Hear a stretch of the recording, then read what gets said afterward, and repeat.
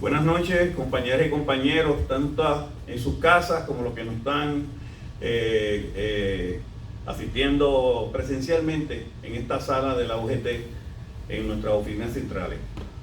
Vamos a comenzar el tercer curso del programa de estudios sindicales de la Unión General de Trabajadores. En la noche de hoy le adelantamos que tenemos uno de los recursos con más conocimiento sobre historia del movimiento obrero, además de la camada joven, que nos adelanta que vamos a tener muchos años de compañeros que se dediquen al estudio de la historia de forma excelente. La instrucción y las reglas siempre es bueno dejarlas claras, sobre todo en esta etapa de comienzo. Les digo que esta conferencia es una conferencia solo para unionados, equipos de trabajo y oficiales de la UGT. No obstante, tenemos personas que no son de la organización que nos han pedido estar presentes y se les ha autorizado estar a través del Zoom participando de esta conferencia. La conferencia es solo para tratar el tema de discusión. Al final se permitirá hacer preguntas y o comentarios solo sobre el contenido de la conferencia. Los micrófonos estarán en mute, tanto en sus casas como acá en la oficina. Una vez termine la conferencia, se abrirán según sea solicitado por los participantes. Usted en su casa, una vez termine la conferencia, toca el icono de la manito, lo reconocemos y le abrimos los micrófonos para que haga su comentario o su pregunta. Acá en la sala, pues hemos dispuesto de un micrófono para hacer exactamente lo mismo. En la sala, de forma presencial, habrá otro micrófono, como ya le he dicho, para las personas que quieran hacer preguntas o comentarios. Vamos a dejarlos con un saludo breve con la compañera Mirnalí Lamboy, que es nuestra secretaria tesorera de la Unión General de Trabajadores. Con nosotros, la compañera Mirnalí Lamboy.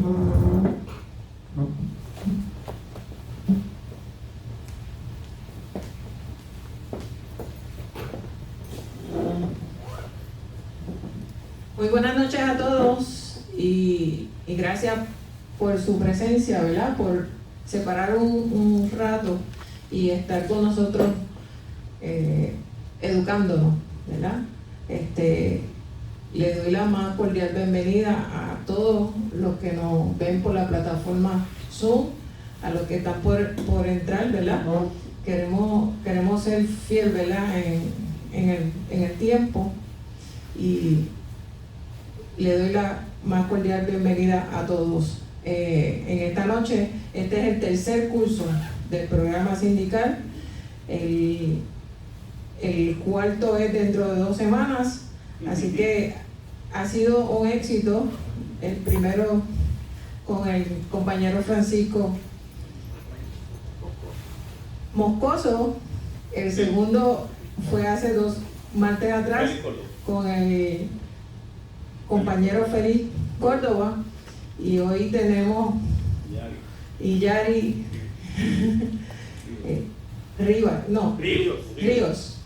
Así que esto ha sido un manjar, ¿verdad? De educarnos, ¿verdad? Y escuchar cosas que no hemos escuchado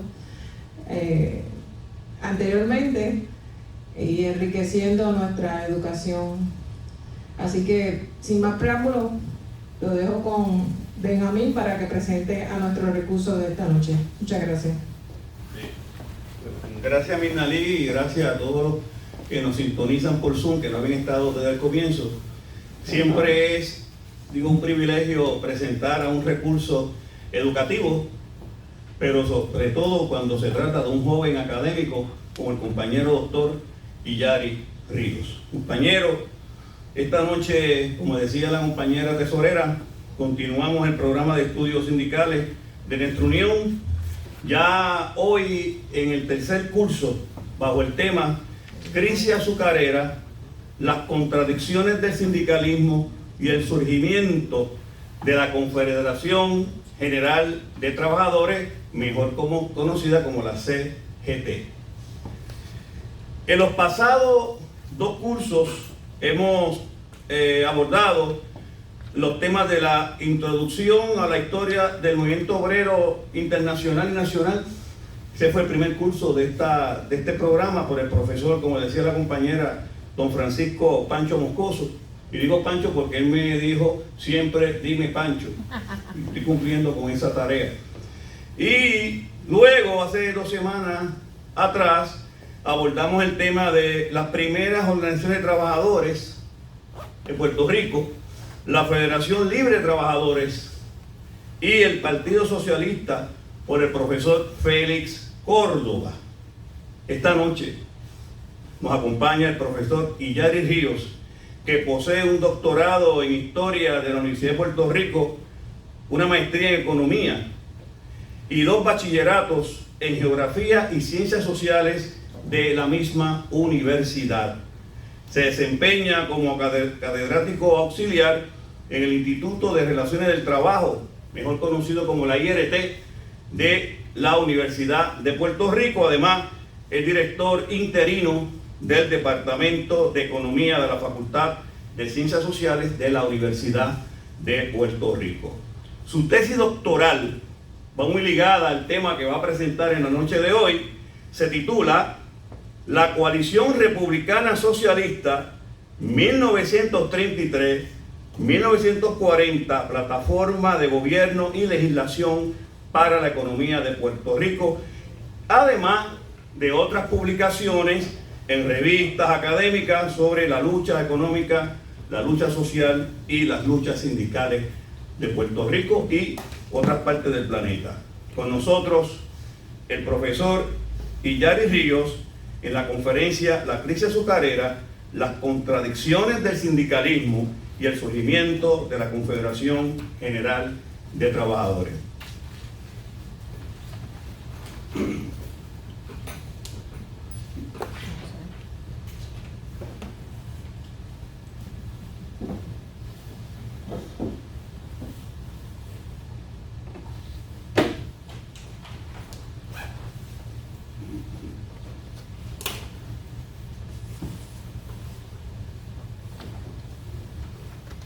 Muchas gracias por la invitación a la Unión General de Trabajadores y la oportunidad de compartir con todos ustedes para abordar temas de interés para el movimiento obrero y dar una mirada al pasado, buscando explicaciones siempre para lo que está ocurriendo en el presente y trazar rutas hacia el futuro.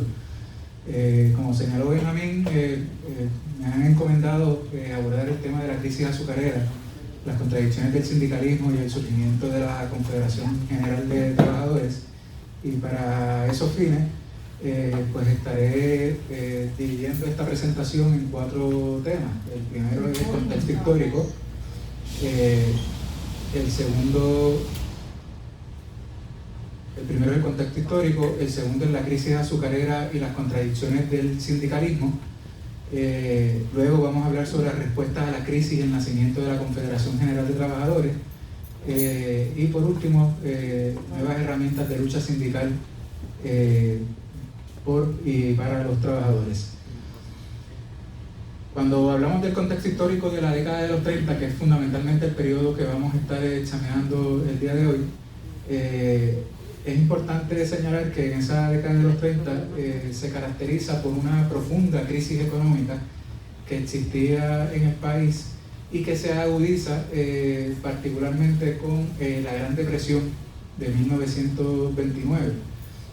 Y cuando uno examina algunos de los indicadores económicos para esos primeros años de la década de 1930, podemos apreciar el impacto que tiene esa crisis en el país.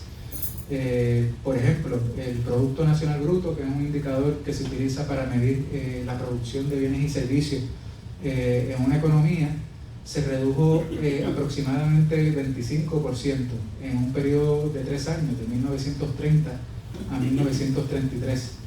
La tasa de desempleo aumentó de 35% a 65%, es decir, 30 puntos porcentuales, y la inflación aumentó 33%. Es decir, que en esos primeros años de la década de los 30 la economía de Puerto Rico se contrae, se están produciendo menos bienes y servicios. Para las familias, para los trabajadores y las trabajadoras, les resulta más difícil encontrar un empleo mediante el cual poder generar unos ingresos que les permita satisfacer sus necesidades, y si tienen un trabajo, el ingreso que muchos de esos trabajadores generaban era poco, era reducido, y con el aumento en el costo de vida pues se le hacía complicado poder satisfacer todas esas necesidades que tenían para ellos y para su familia. Además de esa crisis económica, el cuadro también se complicaba con el escenario fiscal, con una crisis fiscal. En aquel momento el presupuesto de Puerto Rico en el año 1932 era $13 millones. Había un déficit fiscal de $1 millón. Un déficit fiscal significa que los gastos del gobierno, los gastos públicos, son mayores que los ingresos que el gobierno tenía, ¿verdad? Y además había una deuda pública que en 1934 rondaba los $48 millones, es decir, 3 veces y media el presupuesto de Puerto Rico. Y se combinaba con una fuga de ingresos en un periodo de 14 o 15 años que alcanzaba los $81 millones, fundamentalmente ingresos que generaban corporaciones foráneas en Puerto Rico y que repatriaban hacia sus casas matrices, principalmente en Estados Unidos. Uno ve este cuadro, ¿verdad?, del inicio de la década de los 30, con esa profunda crisis económica que existía, más la crisis fiscal, y no puede dejar de pensar, ¿verdad?, de los paralelismos que hay con el momento actual, ¿verdad? Eso sí, es importante señalar que la crisis fiscal que tiene Puerto Rico en el presente es más grave que la que se encontraba el gobierno de Puerto Rico en la década del 30, toda vez que si uno toma en consideración la deuda de Puerto Rico actual y la compara con el presupuesto del país, pues es mayor en términos de su proporción que la que se observaba en la década del 30. Pero lo cierto es que en la década de 1930 pues, vemos que esa profunda crisis económica se combina con una crisis fiscal que había que atender con urgencia. Las condiciones de vida en ese periodo, ¿verdad?, en esas primeras décadas del siglo XX, eran precarias para la mayor parte del país. El Brookings Institution, que fue una organización que produjo un informe para Puerto Rico que se tituló Puerto Rico and its Problems, y se publicó en el año 1930, realizó un censo sobre los ingresos de los hogares en Puerto Rico, y en esa muestra en las familias se utilizaron familias rurales. Se identificó que esas familias rurales tenían en promedio 8 miembros, y de esos 8 miembros solamente 2 tenían un empleo y estaban generando ingresos para sostener la familia. Ese ingreso que generaba esa familia, la media eran $6.71 a la semana, y el 94% de ese ingreso se utilizaba fundamentalmente para satisfacer una sola necesidad: comida, ¿verdad? Con el agravante de que la mayor parte de los alimentos o de los artículos de consumo, debo decir, que consumían o que demandaban las familias en Puerto Rico no eran producidos en el país.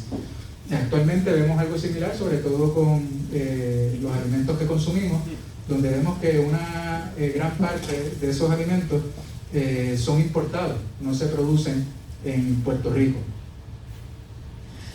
Así que cuando entramos en la década de 1930 vemos el colapso de un modelo económico que fue, que se le sacó la cortina, que se fue develado, ¿verdad?, por la Gran Depresión de 1929.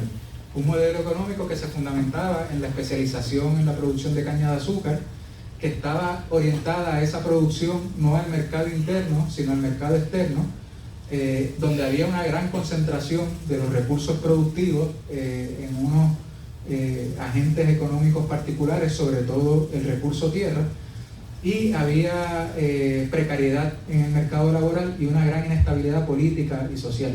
Si nosotros vemos ese cuadro, ¿verdad?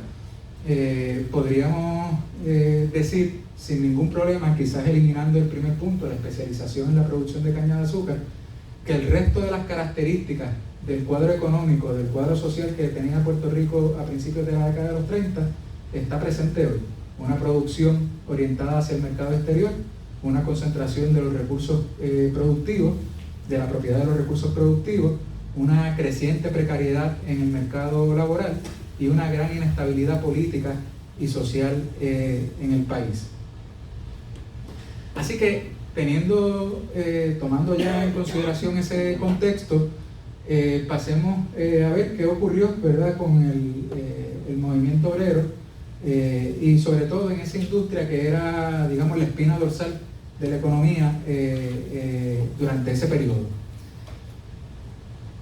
En las primeras décadas del siglo XX, la industria del azúcar, sobre todo a partir de la década de 1920 en adelante, fue dominada por las compañías azucareras estadounidenses. Y habían, digamos, 4 grandes compañías azucareras, que era la South Puerto Rico Sugar Company, la Fajardo Sugar Company, la Aguirre Sugar Company y la United Puerto Rico Sugar Company. Todas esas compañías azucareras tenían una o más centrales en Puerto Rico y controlaban una gran cantidad de tierra. Fíjense que en esa tabla, todas y cada una de esas compañías azucareras controlaban alrededor de 40.000 acres de tierra. En ese momento había, digamos, una disposición que estaba contenida en las normativas que aplicaban a Puerto Rico, que era lo que se conocía como la ley de los 500 acres, que disponía que, digamos, ninguna empresa, ninguna corporación podía ser propietaria de más de 500 acres de tierra. Evidentemente esa era letra muerta, no se ponía en vigor y era violada por diversas empresas, diversas compañías, incluyendo estas compañías azucareras norteamericanas, que ejercían el control, digamos, no tan solo de las tierras en Puerto Rico, particularmente de las tierras azucareras, sino también de la producción de caña de azúcar, que era el principal producto que se elaboraba o que se producía en Puerto Rico. Esa orientación de la economía de Puerto Rico hacia la industria azucarera, ¿verdad?, hacia la producción de azúcar, en parte era resultado de la protección del sistema tarifario que recibía de Estados Unidos tras la invasión a Puerto Rico en el año 1898. En el año 1911, la Asociación de Productores de Azúcar de Puerto Rico señala lo siguiente, y voy a traducir libremente del inglés, y dice: si la protección tarifaria al azúcar se elimina, entonces esa floreciente industria de Puerto Rico entraría en un estado de caos. La tarifa tarifaria resulta útil para el desarrollo de esta industria en Puerto Rico, así como para otras industrias como el tabaco, las frutas, la agricultura, en su desarrollo general, ¿verdad? Gracias a ella, las corporaciones estadounidenses y las corporaciones puertorriqueñas se han podido organizar y realizar operaciones con un lucro. Es decir, que sin esa protección del sistema tarifario, pues evidentemente esa industria no ofrecería los mismos beneficios que le estaba otorgando a esas corporaciones. La protección del sistema tarifario fundamentalmente lo que plantea es que había unos productos agrícolas que recibían un trato preferencial, ¿verdad?, a la hora de ofrecerse en el mercado estadounidense, que era el principal mercado y se continúa siendo el principal mercado de consumo en el continente. Así que tenemos la industria del azúcar como la espina dorsal de la economía de Puerto Rico durante la década de los 30 o durante esas primeras décadas del siglo XX. Sin embargo, a pesar de los grandes beneficios, de las grandes ganancias que estaban generando esas corporaciones azucareras, particularmente las corporaciones estadounidenses, esos beneficios no se distribuían hacia la clase trabajadora.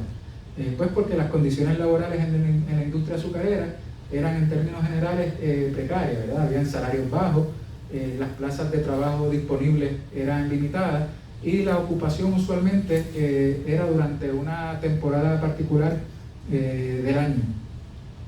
De manera tal que los trabajadores del azúcar durante el periodo de la zafra estaban empleados en esas industrias, pero cuando venía lo que se llamaba el periodo muerto, pues tenían que desplazarse, muchos de ellos, a otros lugares de Puerto Rico para poder continuar trabajando, ya sea en el café, en el tabaco, o si tenían acceso a la tierra, pues trabajar ese pedazo de tierra que tenían consigo, ¿no? Así que durante esa década, durante la década de 1930, durante esa crisis económica, esa crisis fiscal, mientras las corporaciones foráneas en la industria del azúcar generaban grandes beneficios económicos y las clases trabajadoras pasaban grandes dificultades para poder satisfacer sus necesidades, pues ocurrieron un sinnúmero de conflictos obreros patronales en la industria azucarera, pero también en otras industrias, en el tabaco, en la caña, en la industria textil y en otros sectores.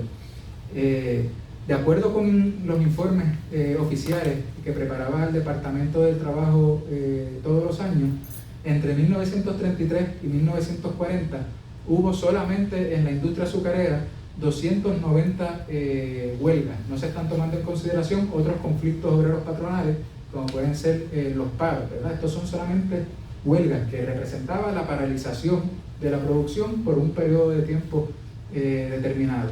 Esas 290 huelgas en ese periodo de 7 años, cuando uno hace un cálculo, ¿verdad?, de cuántas huelgas había, pues eran fundamentalmente 3 huelgas al mes. En un año habían cerca de 35 o 40 huelgas aproximadamente, ¿verdad? Así que había una gran movilización de los trabajadores durante ese periodo, reclamando y exigiendo sus derechos, mejores condiciones laborales para ellos y para su familia, ¿verdad? Y no era casualidad que, siendo la industria azucarera la principal actividad económica en Puerto Rico en ese periodo, pues fuera también el sector donde hubo una mayor cantidad de conflictos. Los patronos argumentaban de que la remuneración de los trabajadores era precaria por el descenso de los precios del azúcar en el mercado internacional y por la incertidumbre que provocaban las medidas nuevotratistas que se estaban aplicando a Puerto Rico y que afectaban las operaciones de las empresas, ¿verdad?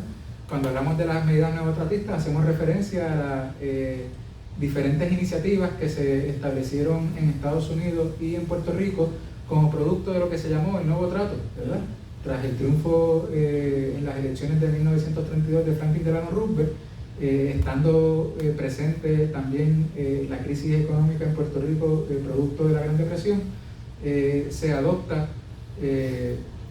como política económica el Nuevo Trato, que intentaba cambiar, digamos, algunos paradigmas de la operación de la economía, del funcionamiento de la economía en Estados Unidos, pero dentro del modo de producción capitalista, ¿verdad? Sin poner en entredicho la forma en que se organiza la producción en ese sistema.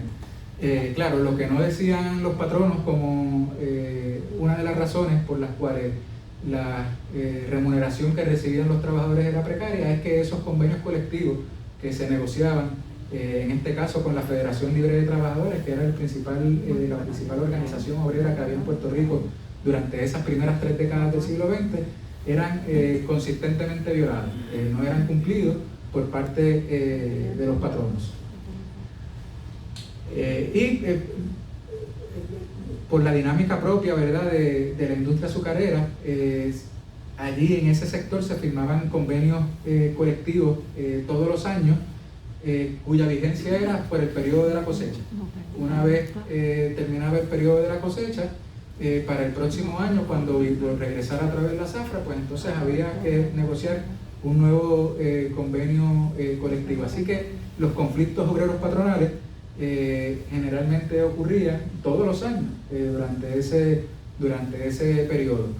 Y había un elemento adicional que se utilizaba por parte de los patronos como una estrategia, y es que los patronos tenían una conciencia de clase muy arraigada, ¿verdad? Y estaban organizados en la Asociación de Productores de Azúcar de Puerto Rico, y generalmente cuando se firmaban convenios entre los patronos y los trabajadores, quienes firmaban esos convenios era la asociación, o vean en varias instancias, ¿verdad?, que quien firmaba el convenio era la Asociación de Productores de Azúcar de Puerto Rico, representando al sector patronal, y la Federación Libre de Trabajadores representando a los obreros. Pero el reglamento de la Asociación de Productores de Azúcar de Puerto Rico relevaba a los miembros de la obligación de aceptar los acuerdos que eran firmados por esa asociación, así que esos convenios eran fundamentalmente letra muerta en muchas ocasiones, y los patronos no cumplían con los acuerdos alcanzados.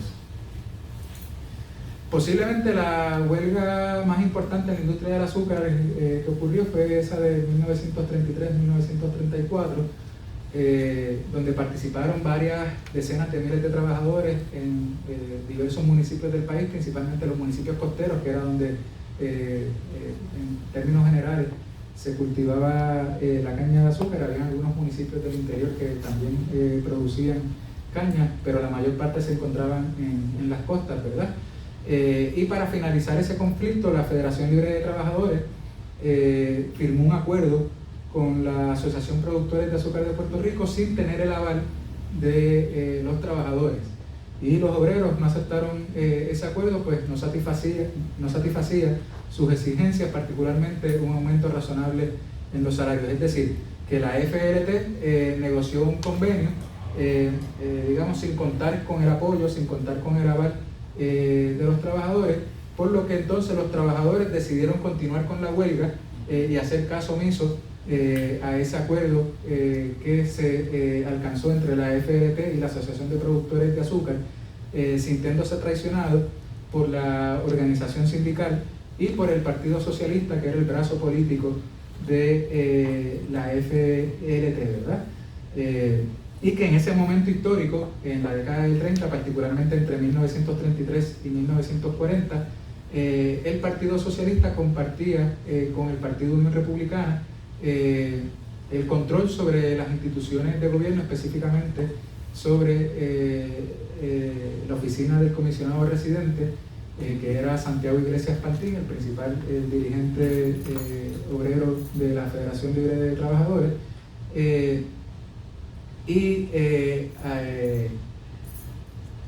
Además de tener control sobre la oficina del comisionado residente, pues también tenía control sobre la Asamblea Legislativa. Más adelante vamos a estar abordando un poco la naturaleza de esa coalición republicana socialista, pero muchos trabajadores entendían que la conducta que se observaba por parte del Partido Socialista y por parte de la Federación Libre de Trabajadores respondía en parte a esa coalición política que se había establecido con los republicanos, quienes fundamentalmente el Partido Unión Republicana tenía, o digamos, defendía unos intereses de clases distintos a los que defendía el Partido Socialista. El Partido Socialista aspiraba a defender los intereses de los trabajadores y las trabajadoras, mientras que el Partido Unión Republicana pues defendía los intereses de los propietarios de capital, incluyendo aquellos en la industria azucarera. Así que los trabajadores durante ese periodo empiezan a buscar alternativas, ¿verdad? Particularmente los trabajadores que estaban en huelga empiezan a buscar alternativas y se acercan entonces a Pedro Albizu Campos, el dirigente del Partido Nacionalista, extendiéndole una invitación en los siguientes términos, ¿verdad? Y la carta que le enviaron, aquí hay una cita, la voy a leer brevemente. Los trabajadores le dicen a Pedro Albizu Campos que los firmantes abandonados por nuestros líderes socialistas durante el presente movimiento de la huelga agrícola, solicitamos que usted nos oriente y nos dirija en nuestro movimiento, considerando que es usted el único hombre que en los actuales momentos podría con certeza dirigir nuestro movimiento de protesta. Y es importante quizás abordar por qué los trabajadores se acercan a Pedro Albizu Campos. Pedro Albizu Campos se había nominado, era el presidente del Partido Nacionalista, y el Partido Nacionalista se había presentado a las elecciones de 1932, en la cual Pedro Albizu Campos fue candidato a la legislatura. Sin embargo, no fue electo. Así que tras realizar una evaluación en el Partido Nacionalista, deciden acudir, digamos, a la lucha armada para enfrentar el poder metropolitano y utilizar otras vías para alcanzar, digamos, la independencia de Puerto Rico. Y siendo la industria azucarera principalmente dominada por corporaciones estadounidenses, pues los trabajadores observaron en la figura de Albizu Campos esa figura que ejemplificaba, digamos, la resistencia a Estados Unidos, a la metrópolis, pero también al capital estadounidense. Evidentemente, Pedro Albizu Campos pues acude a ese llamado y desde esa colaboración se intenta armar un nuevo sindicato, que es la Asociación de Trabajadores de Puerto Rico, que tuvo un impacto muy limitado y donde los huelguistas no pueden alcanzar todas las metas que se proponen, pero ese conflicto contribuye a desacreditar los principales órganos representativos de los trabajadores, es decir, el Partido Socialista y la Federación Libre de Trabajadores, así como los vínculos políticos y económicos entre Puerto Rico y Estados Unidos.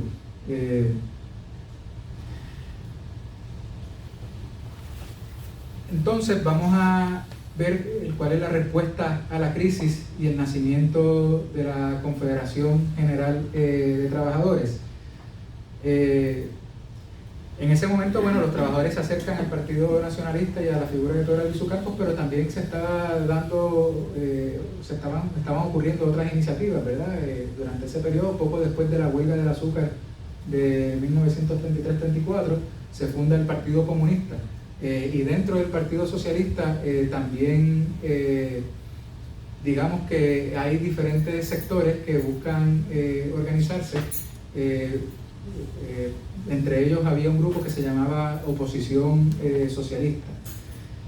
Sin embargo, como parte de esos intentos de respuesta a las crisis, diferentes sectores buscaron alternativas, no tan solamente los trabajadores. Por ejemplo, desde Estados Unidos, como mencionamos hace poco, se elaboró una nueva política económica que se conoció como el Nuevo Trato, que consistía fundamentalmente en que las autoridades gubernamentales tuvieran una mayor presencia en la economía a través de diferentes proyectos, haciendo inversiones públicas, regulando diferentes mercados, pero, como señalé antes, sin poner en entredicho, ¿verdad?, el modo de producción capitalista que se encontraba en crisis. Y en el caso de Puerto Rico, esas iniciativas neotratistas tomaron forma también en un plan económico que se elaboró para Puerto Rico, sobre todo desde los grupos vinculados al Partido Liberal, que se llamó el Plan Chardón, que tenía como objetivo, diversificar la economía de Puerto Rico de manera tal de que no dependiera significativamente de la industria del azúcar, y también promover nuevas industrias, nuevos sectores económicos en el país.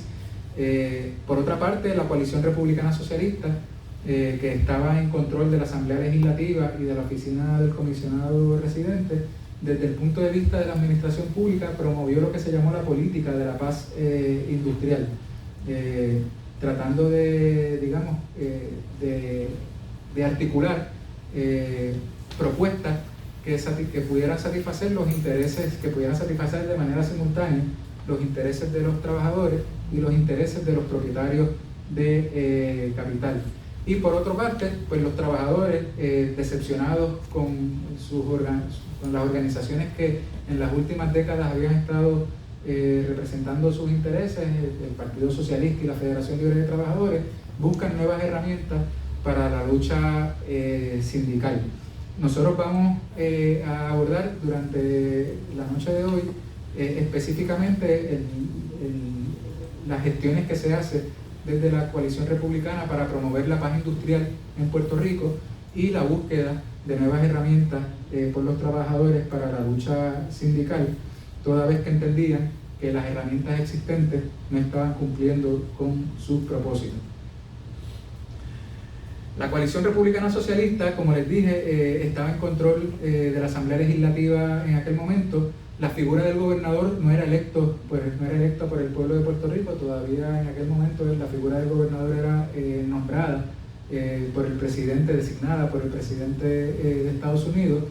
El principal, digamos, las principales instancias gubernamentales que eran electas por el pueblo de Puerto Rico era el comisionado residente, que durante este periodo de la coalición republicana socialista fue Santiago Iglesias Pantín, y la Asamblea Legislativa, además de las alcaldías municipales, ¿verdad?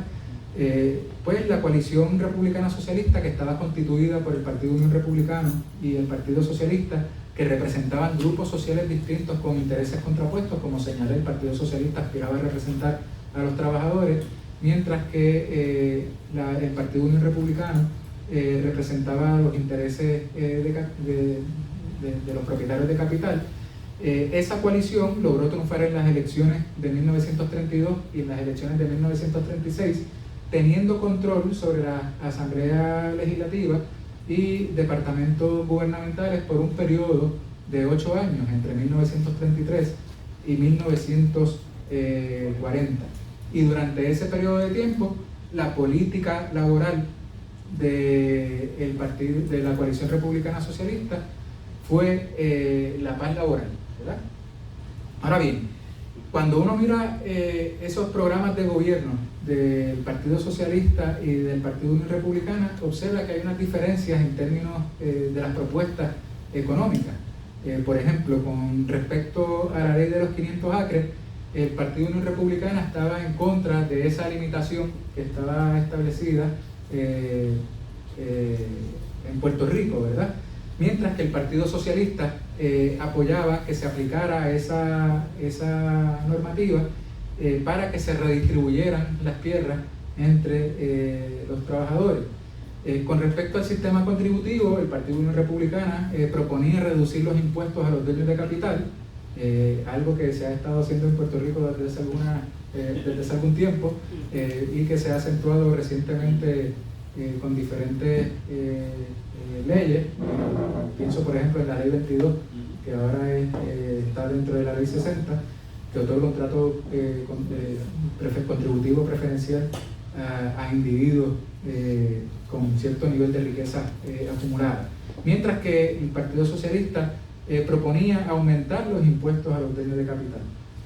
Con respecto a los gastos públicos, el Partido Unión Republicana entendía que el tamaño del gobierno debía reducirse y por lo tanto los gastos públicos debían ser menos, mientras que el Partido Socialista apostaba a una mayor presencia del gobierno en la planificación de la economía y por lo tanto debía aumentarse ese gasto público.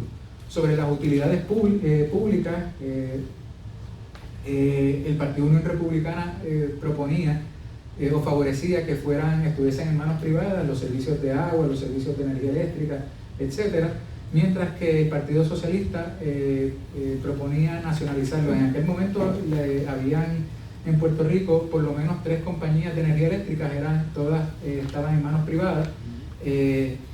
Posteriormente se crea una compañía estatal para ofrecer ese servicio, y durante la década de los 30, cuando uno examina los registros históricos del periodo, observa que hay muchas quejas de diferentes sectores sobre el servicio eléctrico privado, incluyendo el sector empresarial, y uno de los argumentos principales era que el servicio eléctrico era muy caro, ¿verdad? Uno de los argumentos principales, por ejemplo, que se elaboró por las autoridades gubernamentales más recientemente al privatizar parte de las operaciones de la Autoridad de Energía Eléctrica a través de Luma, es que a través de esa privatización se iba a ofrecer un servicio más eficiente y a menor costo, y con la experiencia que hemos tenido hasta ahora con Luma nos damos cuenta de que no es un servicio más eficiente y tampoco se está ofreciendo a un menor costo, ¿verdad? Y que incluso debe estar impactando las operaciones del sector empresarial en Puerto Rico, que a mi manera de ver deberían ser más vocales oponiéndose, ¿verdad?, a la privatización de la Autoridad de Energía Eléctrica. Sobre todo a los pequeños. Sobre todo los pequeños empresarios, ¿no?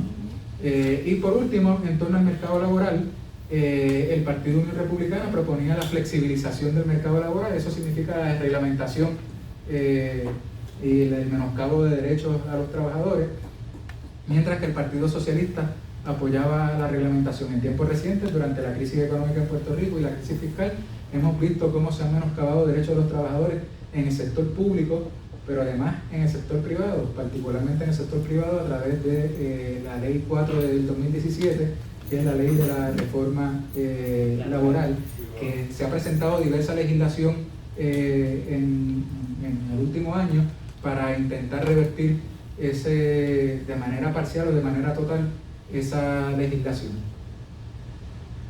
Ahora bien, entonces una pregunta que nos haríamos es ¿por qué si tenían unas plataformas económicas distintas entran en una coalición, los republicanos y los socialistas?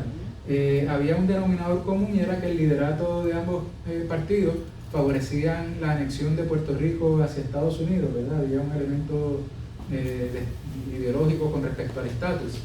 Pero desde el punto de vista del partido, bueno, y además había un interés de terminar con la hegemonía del Partido Unión, que después se transformó en el Partido Liberal, que era, digamos, la principal organización política, el principal partido político en Puerto Rico durante las primeras décadas del siglo XX y que había estado de manera sola o en algún tipo de alianza en control de las instituciones que eran electas por los puertorriqueños durante ese periodo. Así que con el interés de poder sacar, digamos, lo que era el Partido Unión del control sobre el gobierno, que después se convierte en el Partido Liberal, y con el interés desde el punto de vista de los socialistas de formar parte del gobierno para impulsar legislación de interés para los trabajadores, es que se forma, entre otras razones, esa coalición republicana socialista. Pero resulta que esa coalición, digamos, fue asimétrica. Es decir, que el grupo dominante dentro de esa coalición republicana socialista fueron los republicanos, y por diferentes razones. En primer lugar, los legisladores republicanos tenían una formación profesional que estaba más estrecha, más vinculada con el quehacer legislativo. Eran abogados, administradores de empresas, entre otras ocupaciones, ¿verdad? Mientras que los legisladores socialistas pues eran tabaqueros, eran maestros, tenían otras ocupaciones que no estaban estrechamente vinculadas con el quehacer legislativo, ¿verdad? Otro elemento que hay que tomar en consideración es la experiencia legislativa. El Partido Unión Republicano había tenido consistentemente una representación numerosa en la Asamblea Legislativa, así que había un conocimiento acumulado, ¿verdad? Había un peritaje parlamentario por parte de los republicanos, y en el Partido Socialista, aunque habían ocupado puestos legislativos algunos socialistas durante esas primeras décadas del siglo XX, no tenían el mismo nivel de experiencia, ¿verdad? Que los republicanos. Y sin tomar en consideración, ¿verdad?, que digamos, estos legisladores socialistas estaban acostumbrados a impulsar sus intereses no desde el Parlamento, sino desde el taller de trabajo, ¿verdad?, desde los diferentes centros de producción, mientras que los republicanos estaban acostumbrados a impulsar sus intereses desde ese espacio legislativo. Y por último, el poder administrativo. El acuerdo que se firma entre los socialistas y los republicanos con respecto al control de la Cámara de Representantes y del Senado permitió que miembros del Partido Republicano presidieran ambos cuerpos. En la Cámara de Representantes era presidida por Miguel Ángel García Méndez, que era un abogado corporativo, incluso representaba empresas, compañías azucareras, mientras que el Senado era controlado por Rafael Martínez Nadal, ¿verdad? Ambos miembros del Partido Unión Republicana, lo que significa que como presidentes de ambos cuerpos pues tenían el poder de nombrar las diferentes comisiones, tenían el control sobre el trámite legislativo, entre otros asuntos, ¿verdad? Y sobre las medidas que se llevaban al cuerpo para la deliberación.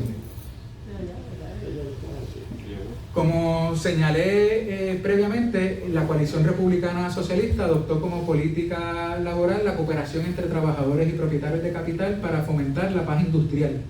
Y para tales propósitos fue instrumental el Departamento del Trabajo, específicamente el Servicio de Mediación y Conciliación. Juan José Baldrich, un colega profesor del Departamento de Sociología y Antropología, hace algunos años publicó un estudio que se titula La huelga como instrumento de lucha obrera, 1916 a 1946, donde examina la intervención en conflictos obreros patronales, particularmente en huelga, por parte del Departamento del Trabajo a través del Servicio de Mediación y Conciliación, en un periodo de 30 años.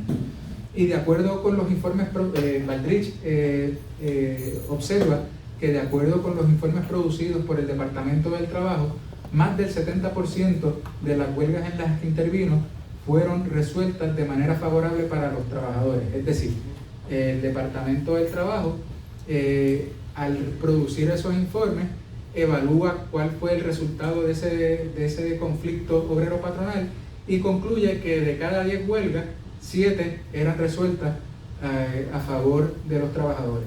En ese estudio, Baldrich levanta bandera y dice, bueno, ese número a mí me parece muy alto y sería interesante examinar si en efecto, o si utilizamos otro criterio, por ejemplo, la percepción de los trabajadores, si se cumple con ese indicador. Y así que yo decidí entrar por esa puerta que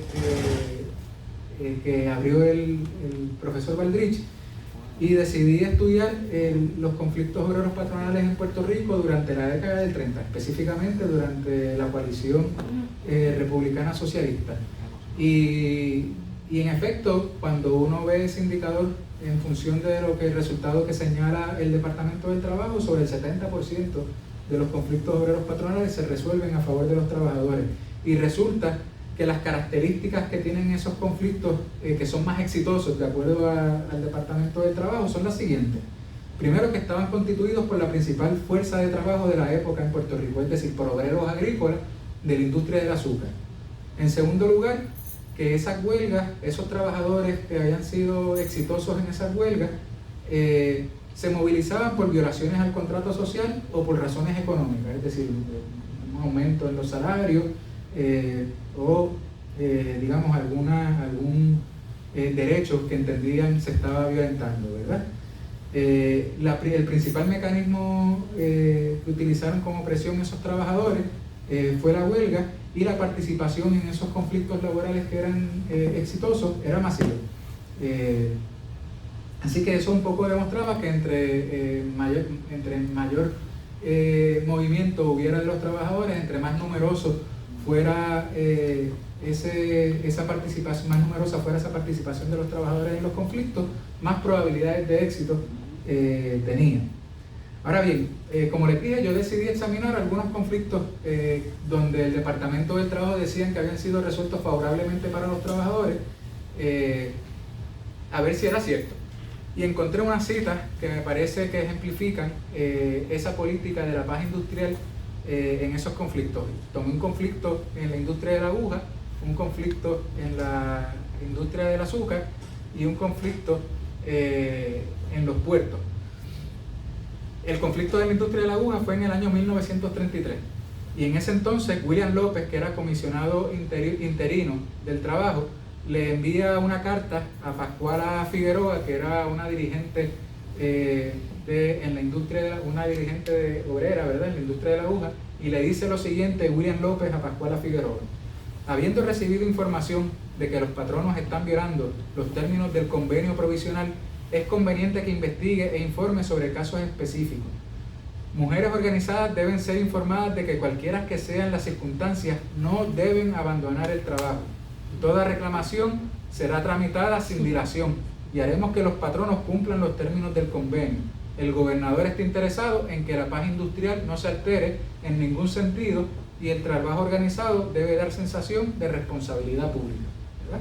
Diciéndoles, quédense quietas, manténganse produciéndole beneficios a las empresas de la aguja, que nosotros le vamos a atender sus preocupaciones.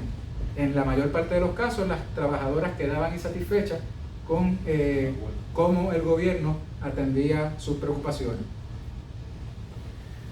Una cita de la huelga en la industria del azúcar en 1934, esta es una declaración oficial del gobernador de Puerto Rico sobre el convenio que firmó la Asociación de Productores de Azúcar de Puerto Rico con la Federación Libre de Trabajadores, convenio que, como les señalé previamente, que la Federación Libre de Trabajadores firmó sin consulta previa, ¿verdad?, con sus representados.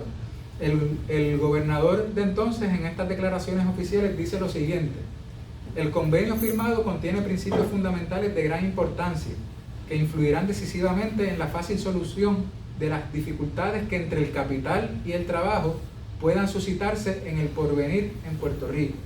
Por virtud de los términos del convenio que debe ser firmado hoy, la huelga agrícola quedará prácticamente terminada en toda la isla, ya que en dichos términos queda consignado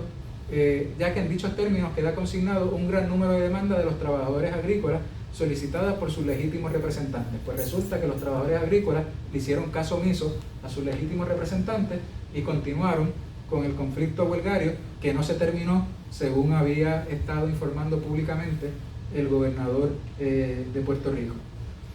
Y por último, una cita en la huelga en los puertos, donde los trabajadores de los muelles estaban exigiendo unos salarios mayores, ¿verdad?, una mejor compensación y una mejor remuneración.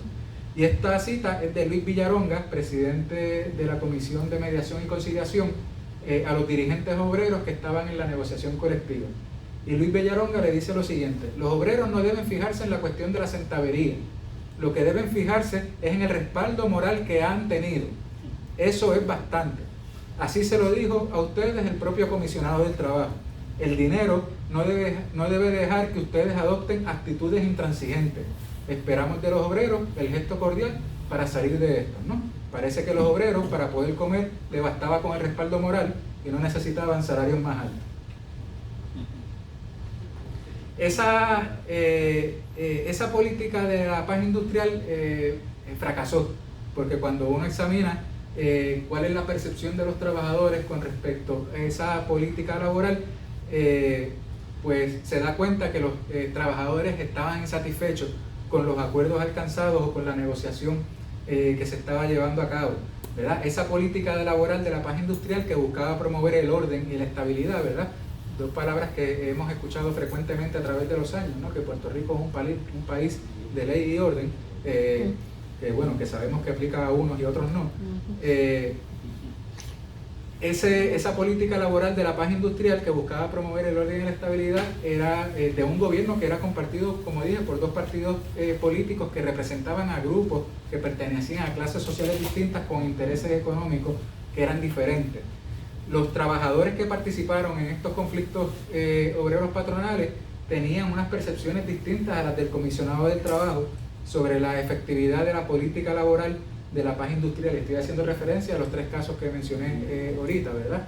En el caso de las trabajadoras de la aguja, estaban insatisfechas con el acuerdo, pero no rompen con la Federación Libre de Trabajadores. En el caso de los trabajadores de la caña y de los puertos, en la huelga del 34, en el caso del azúcar, y en la huelga del 38, en el caso de los puertos, muestran una inclinación a terminar la relación con la Federación Libre de Trabajadores y buscar otras alternativas y otros vehículos para representar sus intereses como trabajadores. Así que, ¿cuáles son esas nuevas herramientas de lucha que los trabajadores están tratando de identificar o de crear? Primero que esto se da en un contexto, esa búsqueda de los trabajadores de nuevas herramientas de lucha se da en un contexto de debilitamiento del Partido Socialista y de la Federación Libre de Trabajadores, que habían sido las principales organizaciones obreras a través de la cual los trabajadores impulsaban sus intereses a principios del siglo, en las primeras décadas del siglo XX, ¿verdad? Sin embargo, con la crisis económica de la década del 30, ocurre una transformación en esas instituciones a partir del pacto electoral entre el Partido Socialista y el Partido Unión Republicana, y específicamente con el triunfo de la coalición republicana socialista en las elecciones de 1932 y 1936, ¿verdad? Así que esa expectativa que tenían los trabajadores, esa esperanza que tenían los trabajadores de que el Partido Socialista formara parte del gobierno y decir, bueno, ahora se va a impulsar una legislación, ahora se van a atender nuestros intereses. Bueno, sí se impulsó legislación social en ese entonces, pero no fue suficiente, por lo menos desde la perspectiva de un grupo de trabajadores, para satisfacer todas sus necesidades, y se transformó esa expectativa que tenían los trabajadores, se transformó en un malestar. Y alguna de las razones principales fue la subordinación de los socialistas a los republicanos en el gobierno coalicionista, como mencionamos ahorita, ¿verdad?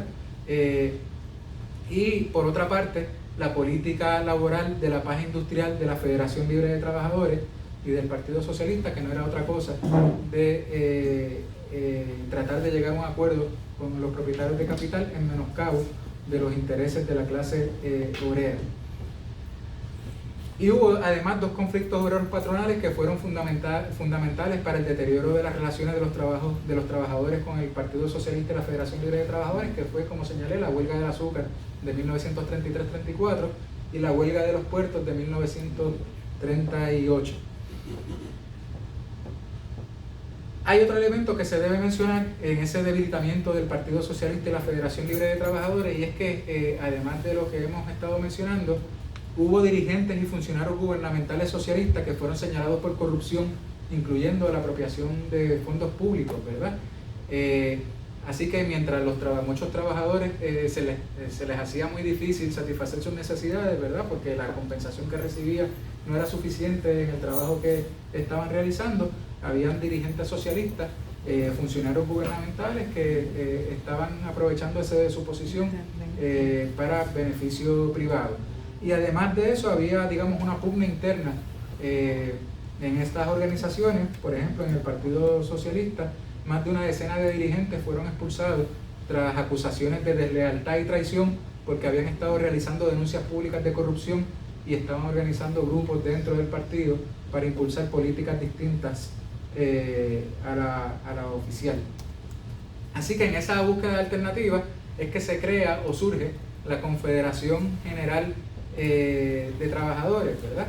Que se crea en 1940, y la CGT, como se conoció, o en la CGT, como se conoció, iban a coincidir decenas de miles de trabajadores en torno a un nuevo modelo de organización obrera, donde se utilizaba como referencia los sindicatos industriales que estaban siendo formados en los Estados Unidos por el Congreso de Organizaciones Industriales, que estaba, digamos, retando el poder sindical que tenía la American Federation of Labor en aquel momento, ¿verdad? Y donde había, digamos, una mirada sindical también distinta, porque la American Federation of Labor organizaba a los trabajadores en función de los oficios, mientras que el Congreso de Organizaciones Industriales, la CIO, como se conocía por sus siglas, o como se conoce por sus siglas en inglés, aspiraba a organizar a los trabajadores por industria.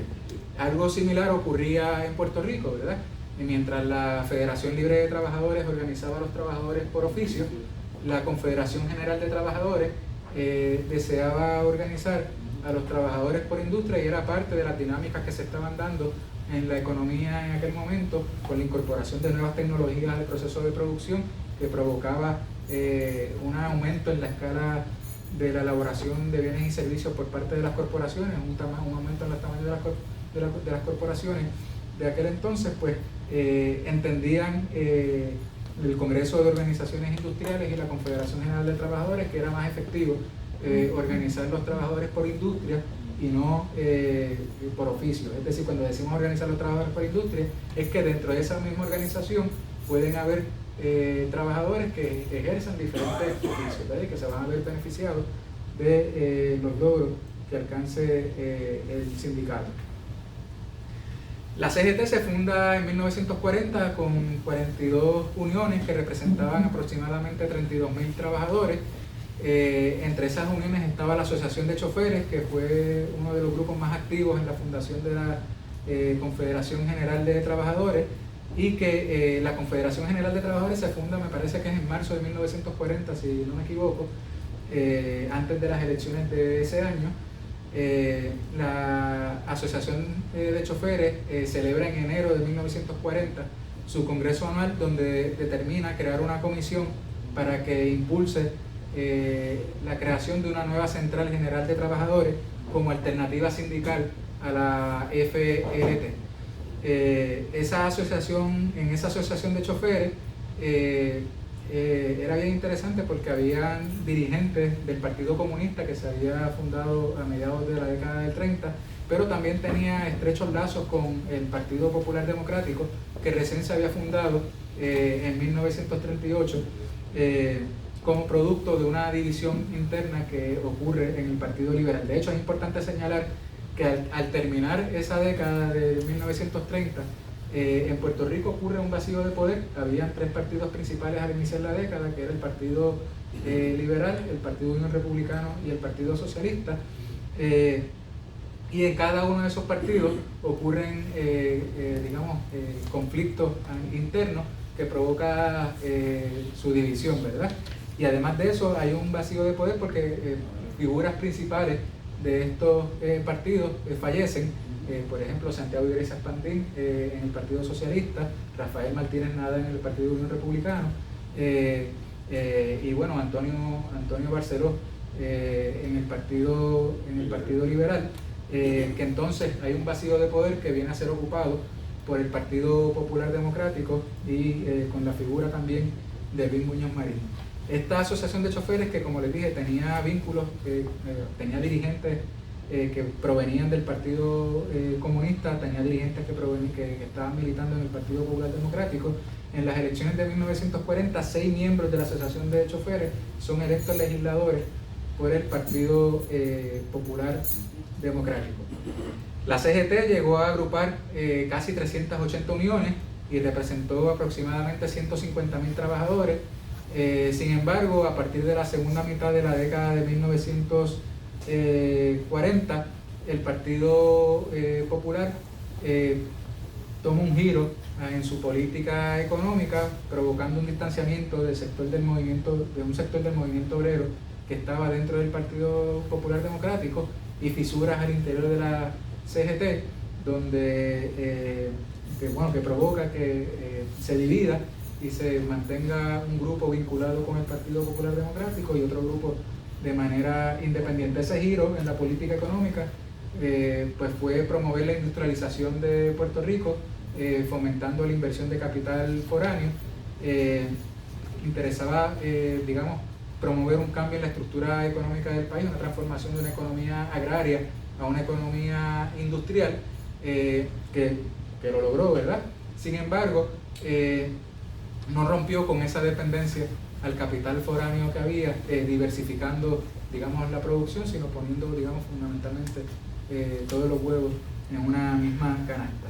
Y bueno, con esto termino la presentación y abierto a conversar con ustedes y dialogar.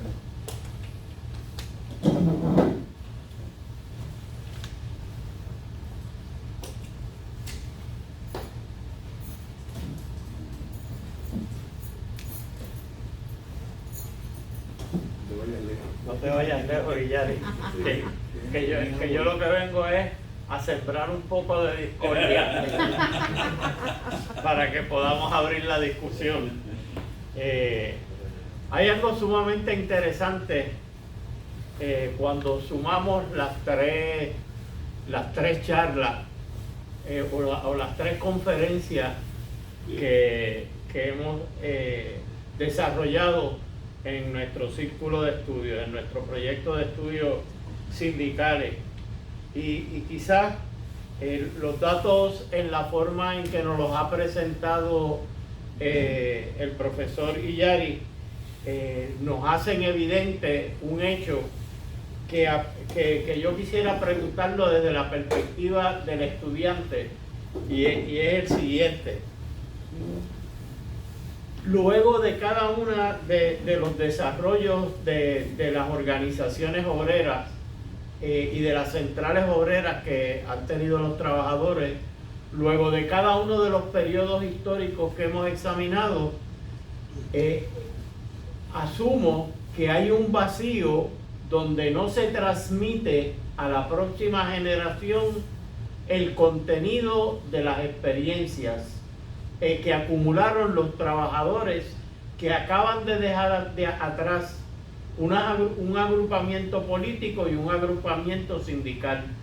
Vemos las transiciones como si pasaran una detrás de la otra, pero no vemos que se traslade con ese cambio organizativo una memoria histórica de las experiencias que ha tenido la clase trabajadora, porque es que se repite y se repite una y otra vez los mismos errores.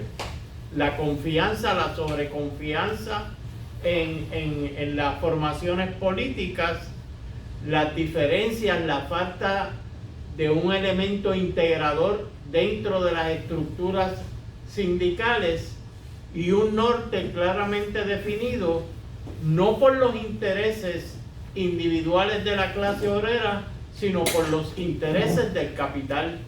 Y eso me parece que tiene que servirnos a nosotros también para reflexionar la realidad de hoy. No podemos los trabajadores seguir interpretando la historia, interpretando nuestras necesidades, interpretando nuestras respuestas desde la perspectiva del capital. Me parece que tenemos la responsabilidad, haciendo acopio de la manera en que lo has presentado en el día de hoy y a lo cual nos han llevado también los conferenciantes anteriores, a que los trabajadores empecemos a ver cómo organizamos nuestra lucha desde la perspectiva de nuestros intereses, desde la perspectiva de nuestras necesidades y no desde la perspectiva ni de los partidos políticos que responden al capital, ni desde la perspectiva del capital solamente. Y me parece que la forma en que se ha estructurado la conferencia del día de hoy alumbra de una manera extraordinaria esa necesidad y ese cambio de visión. Además que encontramos en la misma la explicación de por qué, por ejemplo, no sé si lo veamos en la próxima, pero como han hecho los compañeros, y Yari le acaba de dejar montado el teatro a Alejandro, para cuando Alejandro Torres venga nos diga si lo que pasó cuando se organiza el Movimiento Obrero Unido o el nuevo sindicalismo que llamamos, se hizo abstracción también, como han hecho los organismos anteriores, de lo que fue la historia y de lo que fue la experiencia. Me parece que es un planteamiento que queda puesto sobre la mesa en el día de hoy. Y nada, las preguntas y las respuestas las tendrán los compañeros y las contestará Yari. Muy bien. ¿Puede reaccionar en lo que... Sí, puede reaccionar. No hay pregunta acá, ¿verdad? Yo no sé si nosotros tenemos la respuesta a las preguntas, ¿verdad? Yo siempre he pensado que cuando uno se acerca a un tema para estudiarlo y para investigarlo, lo más importante no son las respuestas, lo más importante son las preguntas que surgen como parte de ese proceso de investigación. Y yo escuchando esto, yo sí lo que pensaba era quizás una de las dificultades en el presente, ¿verdad?, es romper con lo que se llama el sentido común, ¿verdad? Y de repente pensar desde otras coordenadas distintas a las que nos están bombardeando todo el tiempo. Y los otros días conversaba con alguien sobre este mismo tema y yo le daba como ejemplo cuando se aprobó la 17 del 2009, que como parte de la justificación oficial que hacía entonces el gobierno de Puerto Rico a través del entonces gobernador Luis Fortuño, planteaba como premisa que no se puede, que no es una alternativa no hacer nada, y que había que hacer algo. Pero entonces parecería ser que lo único que se podía hacer era el despedir empleados públicos, el reducir el tamaño del gobierno, y esas no son las únicas opciones, ¿verdad? O sea, si nos dicen que las opciones son A y B, pues de repente hay otras opciones que son C y D, distintas a las que nos están planteando, ¿verdad? Y a mí me parece que quizás el reto principal en este proceso de diálogo, de conversación que uno tiene con los trabajadores, con las personas, con el país, en ese debate público, es tratar de romper ese sentido común, ¿verdad? Y empezar a fomentar el que se piense desde otras coordenadas distintas y que sean unas coordenadas en función de los intereses de la mayoría y no de los intereses de la minoría, porque generalmente lo que ocurre es que se proyectan las medidas que van dirigidas a los intereses de unos grupos minoritarios como beneficiosas para la mayoría. Y eso me parece a mí que hay que desenmascararlo y pues no sé, por ahí vamos. Pero yo, digamos, a mí me gusta más preguntar también que ofrecer respuestas. Hay un comentario de la compañera Mayra, pero déjame decirle a los compañeros que nos escuchan a través de Zoom que este es el momento para hacer preguntas y pueden textearlo a través del chat de la plataforma. A mí me pareció muy interesante y sobre todo importante en el momento en que nos encontramos que los trabajadores del servicio público nos encaminamos hacia unas negociaciones de convenio colectivo. Y lo traigo porque usted hablaba del estudio de Baldrige, donde por qué había sido exitoso ciertos momentos determinados para, ¿verdad?, por las huelgas para alcanzar esos beneficios.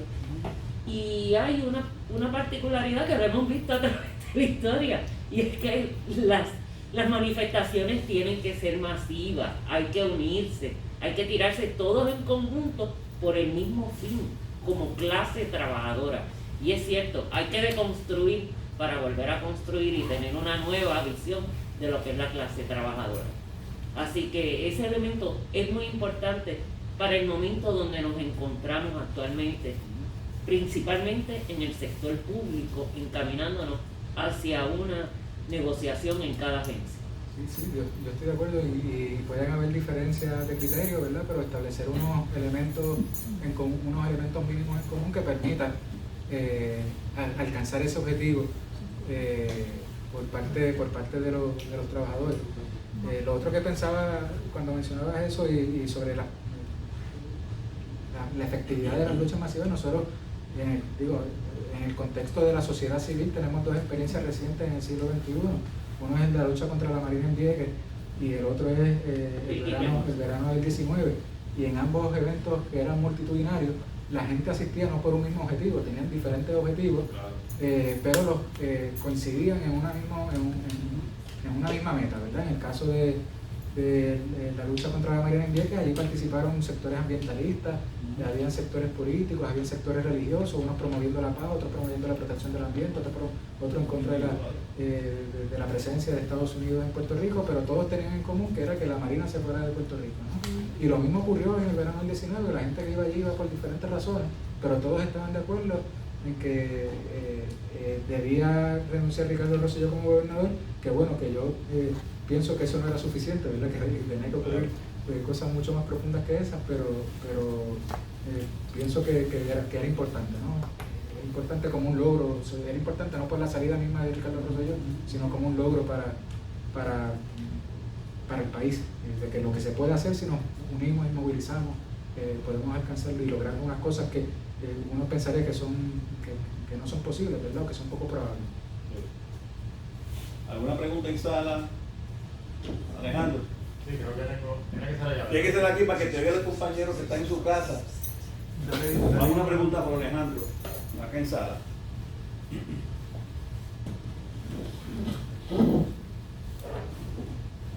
Hola Gary, saludos.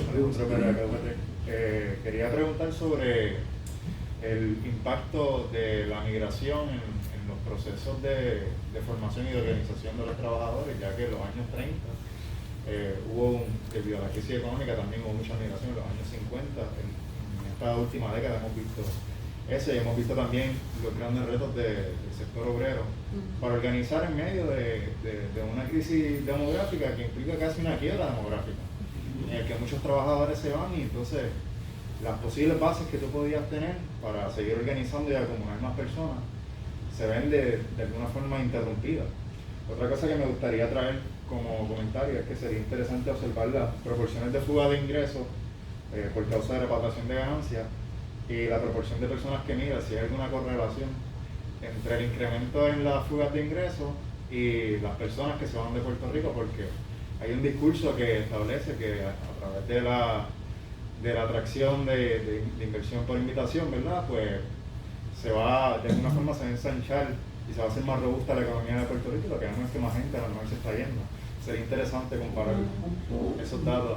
Sobre la migración, hay yo creo que dos grandes olas migratorias en Puerto Rico en los últimos 70 años, que es lo que mencionaste, la migración sobre todo de la década del 40-50, cuando se establece el proyecto Manos a la Obra, se fomenta esa transformación de la economía de Puerto Rico, una economía agraria a una economía agrícola, y la inmigración más reciente, producto de la crisis económica y fiscal desde el 2006 hasta el presente, que ya llevamos 15 años de crisis. Yo creo que son dos migraciones cualitativamente distintas. Primero por las razones. Aquella migración eran trabajadores agrícolas que estaban siendo expulsados como parte del proceso de transformación, es decir, trabajaban en el campo, las principales lugares de empleo no estaban en los campos, estaban en las ciudades, en las fábricas que se establecían, migran a las ciudades, no encuentran trabajo, así que ¿cuál es la alternativa que tienen? Uno, registrarse, y que de hecho donde yo trabajo, que es el Instituto Nacional del Trabajo, se crea primero como un programa de educación obrera, que uno de los propósitos que tenía era readestrar a esos trabajadores para que insertarse en esa nueva economía. Pero si no se podían readestrar, ¿cuál era la segunda alternativa? Migrar. Y entonces migraban hacia Estados Unidos, y era paradójico porque entonces dejaban de trabajar la tierra en Puerto Rico, pero llegaban a Estados Unidos para trabajar la tierra en Estados Unidos, que era lo que fundamentalmente sabían hacer. Y además era una migración impulsada por las autoridades gubernamentales, es decir, el gobierno de Puerto Rico tenía oficinas de localización, de ubicación en Nueva York, por ejemplo, para entonces facilitarle ese traslado a los trabajadores y las trabajadoras. En el caso de la migración más reciente, está migrando todo el mundo, pero hay una migración que ya son también muchos jóvenes profesionales recién egresados recién graduados de la universidad. No es una migración que está fomentada explícitamente por las autoridades gubernamentales, pero ciertamente para propósitos de la organización de los trabajadores representa un reto, ¿verdad? Y sobre todo si lo combinas con la política, con las políticas de austeridad que se están ejecutando en el gobierno, donde la cantidad de empleados públicos también se ha reducido, que es el principal sector que está organizado en Puerto Rico, ¿verdad? El sector público, porque en el sector privado la tasa de sindicalización apenas alcanza el 2% aproximadamente, ¿verdad? Y si eso le combina esa migración con el caso más reciente, que es que tenemos una tasa de crecimiento natural negativa, es decir, hay más muertos, hay más personas que mueren de las que están naciendo, que eso por lo menos se ha visto por primera vez en la historia reciente del país, pues implica unos retos. Yo lo que pienso es que para poder revertir esas tendencias, lo que hay que hacer es promover políticas que en lugar de acentuar la contracción de la economía, ¿verdad?, pues fomenten el crecimiento y el desarrollo económico. Es decir, la gente principalmente migra, en el caso de Puerto Rico, la migración tanto del 50 como la actual, principalmente es por razones económicas, por trabajos. No tengo trabajo, me voy a un lugar donde encuentro trabajo. Si la economía de Puerto Rico se revitaliza y hay oportunidades de empleo bien remunerados, en buenas condiciones, esas personas que están emigrando van a regresar al país porque van a preferir vivir en su tierra, ¿verdad? Y en ese sentido, pues yo creo que se puede revertir esa tendencia. A mí es otro asunto que conversaba con algunos colegas. En la universidad, por ejemplo, se parte de la premisa de que de que las tendencias que se están observando en términos económicos y en términos demográficos van a continuar. Yo digo, bueno, pues de aquí a 30 años la población en Puerto Rico será cero. Es decir, no se plantea la posibilidad de que esas tendencias se puedan revertir como cualquier proceso social que puede revertirse, ¿verdad? Así que yo, como usualmente soy muy optimista, pues pienso que se puede revertir. Sobre la fuga de ingresos y la relación que tiene con la migración, pues sería una investigación interesante. Yo no lo he estudiado, si existe algún vínculo entre un aumento proporcional en la fuga de ingresos versus un aumento en la migración. Ahí hay un asunto, en economía le llaman la transferencia de precios, que es que una corporación que tiene operaciones en Puerto Rico tiene la casa matriz en otro lugar y entonces se hacen transacciones entre ellos para evadir contribuciones y reportar los ingresos en aquella jurisdicción donde las tasas contributivas sean más bajas, ¿verdad? Pero en todo caso, lo que sí es cierto es que el gobierno de Estados Unidos le tiene el ojo echado a Puerto Rico como un paraíso fiscal. Y salió una noticia hace poco, no sé si la vieron, que el IRS le está cobrando a Amgen 7.000 millones de pesos de beneficios que obtuvo en las operaciones en Puerto Rico, y ya Amgen sacó la carta del miedo y dijo que si tienen que pagar eso se van de Puerto Rico y no regresan, ¿no? ¿Algo más, Alejandro? Sí, no, que quería hacer, en vista de lo que acabas de decir, de que han sido cualitativamente distintas, y ya que Erasto sembró la discordia al iniciar su comentario sobre tu conferencia, planteó una cosa que las personas que estudian la historia dicen que no necesariamente es cierta, y es que la historia se repite. Pero hay diferencias cualitativas en las diferentes etapas de formación obrera en Puerto Rico. ¿Cómo tú lo ves, Yari? ¿Crees que la historia se repite? ¿Crees que hay errores comunes que podemos enmendar? Dicen que la historia es una disciplina maestra, ¿verdad?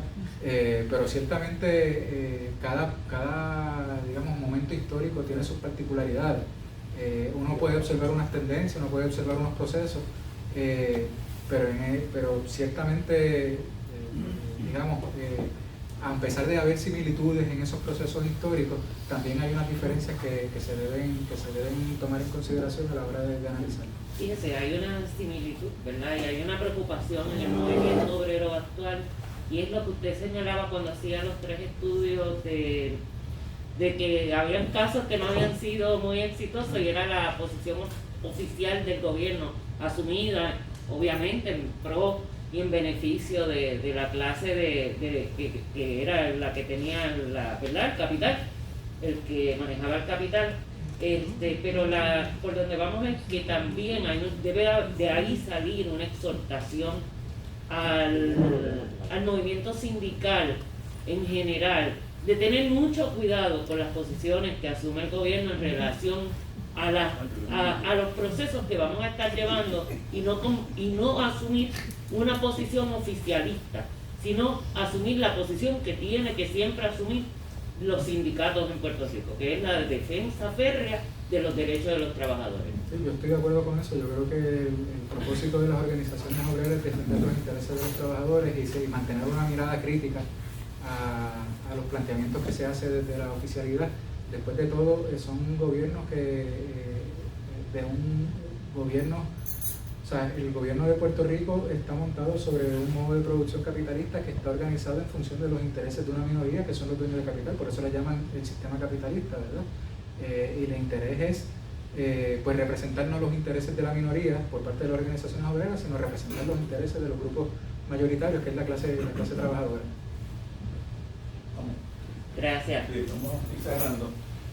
Las personas que nos están oyendo y las personas que están en sala, le vamos a enviar eventualmente parte de la bibliografía que usó el profesor Río en su conferencia, y además le vamos también a enviar la notificación del próximo curso en 2 semanas próximas. Por aquello de no quedarme down. Pero ¿cómo va a ser? La historia también es maestra y nos da lecciones. Por lo tanto, los trabajadores tenemos que hacer acopio de esas lecciones y no repetir nuestros errores. y de la única manera que nos enteramos qué es lo que ha pasado y cómo nos han tomado el pelo es estudiando nuestra historia y valorando y asimilando los procesos que se han dado y utilizarlos en nuestro beneficio. Y el próximo curso, dentro de 2 semanas, el nuevo sindicalismo, Movimiento Obrero Unitario, la sindicación de empleados públicos, la crisis económica y fiscal y ley promesa con el compañero Alejandro Torres Rivera. Es el cuarto tramo. Ese es el cuarto tramo, con eso vamos a cerrar este ciclo, pero no porque vayamos a quedarnos en esta etapa, sino porque vamos a seguir adelante. Hay una pregunta. Ah, ok. Sí, qué bueno. Bien, muy bien. Este, Elena. sí, me dicen aquí, ¿De quién es de Karen de León, entró, ¿verdad? Un poco tardecito, pero quiere escuchar la opinión del profesor sobre la participación de los sindicatos en las estructuras político-partidistas y las elecciones. Pues yo creo que, o sea, histórica, o sea, por lo menos en el siglo XX ha habido vínculos, ¿verdad?, entre organizaciones obreras con partidos políticos. Y generalmente el partido político es el brazo de la organización obrera, ¿verdad? O se supone que así sea, pero a veces se trastocan los roles. Yo lo que pienso, y si uno toma la experiencia, ¿verdad?, y siguiendo las palabras de Erasto, ¿verdad?, de utilizar la historia como referente, si uno toma la experiencia del Partido Socialista, uno observa que en esa experiencia en particular del Partido Socialista en la década de 1930, aparentemente los dirigentes del principio, aparentemente no, digamos que los dirigentes socialistas antepusieron a los intereses individuales o los intereses del partido sobre los intereses de los trabajadores, ¿no? Y yo creo que, digamos, que si se va a asumir el poder se va a asumir para representar a los intereses de la mayoría, ¿verdad? No es asumir el poder para conservar el poder y menoscabo de los grupos que uno está representando, y eso parecería ser que fue lo que ocurrió, por lo menos en la parte final de la década del 30 con el Partido Socialista. Eso pasó también con la CGT, esa misma subordinación que se señala a la... Pues en la CGT había miradas distintas, había una mirada que tenía más el norte en la defensa de los trabajadores, y otra decía, bueno, tenemos que estar vinculados al Partido Popular porque está en el poder, y entonces por ese canal podemos lograr unas cosas, ¿no? Y es parte de esa división que ocurre, ¿no? Yo siempre creo que la clase obrera tiene que tener una independencia de criterio, no puede estar subordinada, sometida a los dictámenes que se establezcan desde las autoridades gubernamentales, y siempre velando por los intereses de sus contribuyentes, ¿no? Excelente. Excelente, muchas gracias. Pues vemos entonces de aquí a 2 martes. ¿Verdad? Perfecto, gracias a todos los compañeros, gracias nuevamente a Yari, y los vemos dentro de 2 martes. Que tengan todos buenas noches. Gracias.